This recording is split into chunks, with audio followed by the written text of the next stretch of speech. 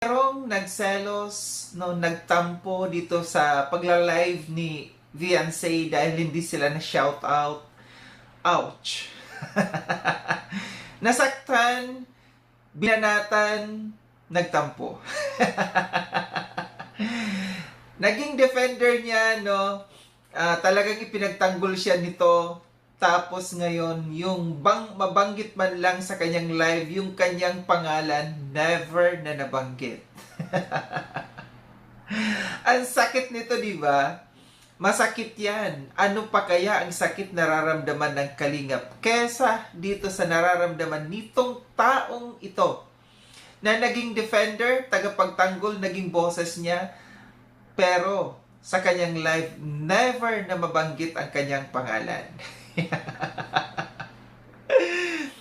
Pero bago ang lahat ng shoutout muna kay Kuya Val, kay Ate Edna, kay Kalinga Prab, kay Tita Mina Jaramillo, ang tita kong Vayots, Kamanay Tere, ng San Diego, California, kay Tita Sal ng Illinois, and also kay Tita Pia Pin ng Australia, at sa inyong lahat na patuloy na sumusuporta at nagmamahal kay Sangkay, mega love shoutout, no?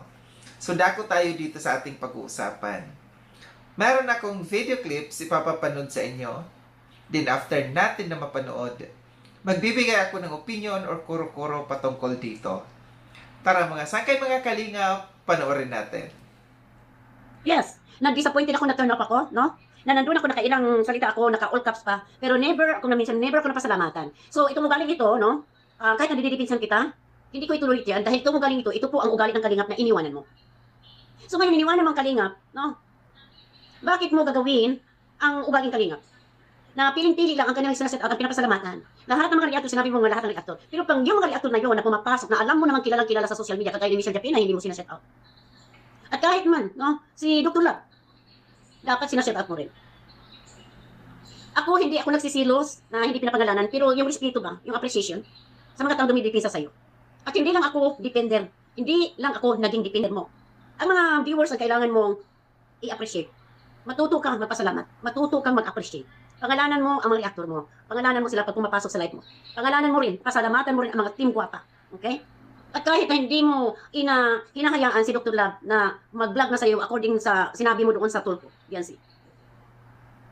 Ha? Pwede mo pa rin pasalamatan ang taong dumidipinsa sa iyo. Unang nagtanggol sa iyo. Walang iba kundi si Dr. Lab at Red Sail. Number 2, ang unang dumipinsa sa iyo si MC, ako yun. Nasaan na ang respeto? Nakatatlong pasok ako sa live mo. Yung una mong live, pinasok kita. Nag-hi ako, nag-shout out ako sa'yo. Ilang beses ko nagsalita doon. Never mo akong minention. Pangalawa, pumasok ulit ako, nag-live ka. Never mo rin akong minention. Okay? Pangatlo kanina, pumasok rin ako. Never kang nag-mention. Never mo akong minention. Ito ba matuturing kong taong walang utang na loob? Walang respeto? Kunin mo ang mga puso ng mga dumidipinsa sa'yo. Hindi yung pili ka lang ng pili at doon nilibayan, kapiso, kanuli, sino pa? Piling-pili. Namimili ka ng isa-shout out mo? Sino ba? Saksi ang team guwapa dyan. Saksi. No? Saksi ang mga team guwapa dito. Sino ang unang dumipinsa sa'yo? Nung nagpatulpo ka? Si MC. Na araw-araw kita nilipinsahan. Sabi ni user, sana maging humble siya, maging magpakumbaba. Mahirap manuod sa kanya, walang matututo. Matuto siya mag-appreciate. Kaya nga ipapayo ko nga dito eh. Matuto kang mag-appreciate. Hindi yung pinipili mo lang mga pangalan na gusto mong piliin. Chrissy Joy, nahihiya, nakatago na nga ni. Kung mahiya, dapat di mo na nagla-live. Correct. Huwag ka mag-live. Yancy. Huwag ka mag-live. Pag hindi ka marunong humarap sa kamera. Na hindi ka nahihiya nung binablog kayo, nung naggumagawa kayo ng teleserye, tapos magtago-tago ka? Magtago-tago ka para ano? Tanong ko lang, hindi ka nahihiya. Anong silbi ang channel mo kung magtatago ka sa likod ng kamera mo? Anong silbi ang pagla-live mo? Kung yung mga business mga depende na dapat mong sandalan, no? Hindi mo man lang ma-appreciate.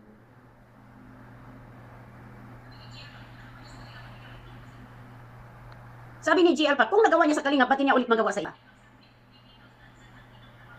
Warrior Toilets, yan ang ikinabagsak ni Petals dahil sa salitang di naunawaan ang pagsasalamat at ang salitang respeto. Correct! Correct! Matuto ka. Gansi MC, matuto ka. Tandaan mo, Biansi, ha? Si MC naging una mong dipinter nang nagpatulpo ka. At hanggang ilang beses akong nagdipinsa sa'yo. Pero nung kamo kong nirespeto, pumasok ako sa live mo, ha? Hindi mo man lang ako mahay, mahilo, Ate MC. Yan ba ang utang na loob? Yan ba ang respeto na bibigay mo sa akin? Yan ba ang respeto sa mga taong tumulong sa'yo, dumidipinsa sa'yo, magulat sa pool? Ha? Hindi pagtatampo po yan. Ang tawag yan po respeto. Ang pagtatampo, ibang klase yun, pagtatampo. Hindi ako nagtatampo. No? Kailangan ng batang ito maturuan ng tama kung pamamaraan dito sa live, pagka-live. MJNU kay tampulot ka, madam, gusto mo din shout out. Natural! Kasi ako ang unang dumipin sa dito eh. Pangalawa, tatlo, apat, lima, anim. Pero nakikita mo na nababanggit lang, yung piling-pili. Itong ugaling ito, bit-bit niya, ugaling ang kalinga. So paano ko siya ipaglaban ulit kung ganito palang walang appreciation? Diba?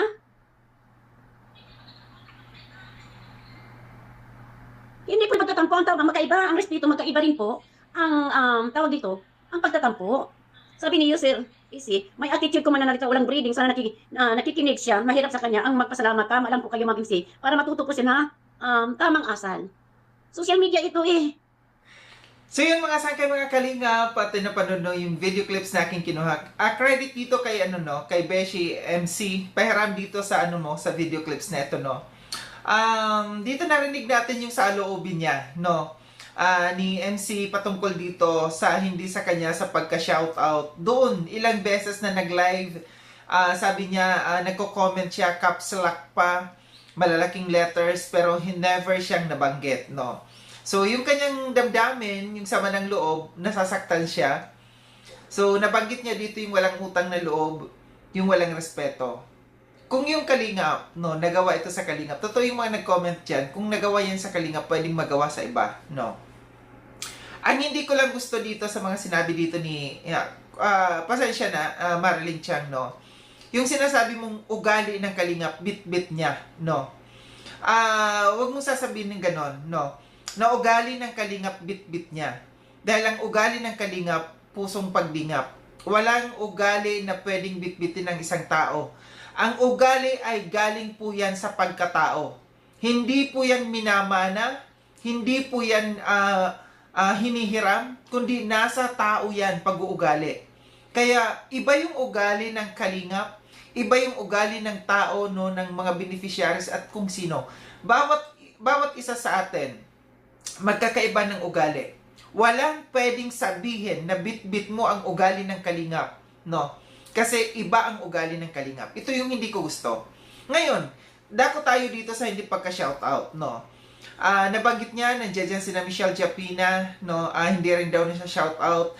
Nandiyan dyan, napag-usapan din na si Mang Iking or si Duklat, hindi rin na siya shoutout, no?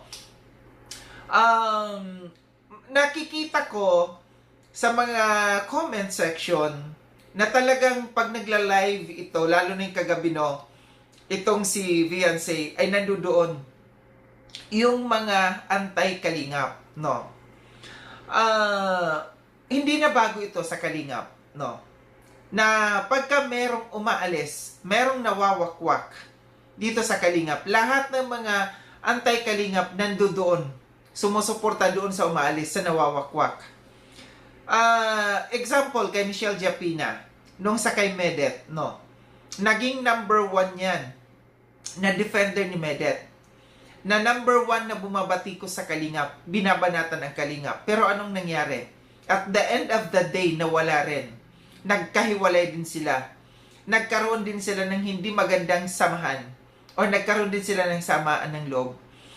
Baka dumating ang araw na itong nangyayaring ito sa kay Viancy ngayon, na nandiyan dyan yung mga galit sa Kalingap, yung mga anti-Kalingap, dumating din yung araw na nangyari sa kay Medet, no? Ito isang leksyon na dapat matutunan natin, no? Na yung mga anti-Kalingap na yan, ginagamit lamang nila yung mga tao na nawawakwak, yung mga beneficiaries na nawawakwak, ginagamit nila. Dahil meron silang purpose, meron silang pakay dito. No? Ang number 1 na pakay nila, nandiyan dyan yung magkaroon ng views. Number 2, masiraan ang Kalingap. Number 3, makuha yung mga sponsors. Itagan nyo sa bato. Itagan nyo sa bato kung talagang 100% no, na talagang nagtatanggol sila sa kay Viancy. Na talagang ang puso nila ay pagtanggol talaga. Kung walang halong tawag dito,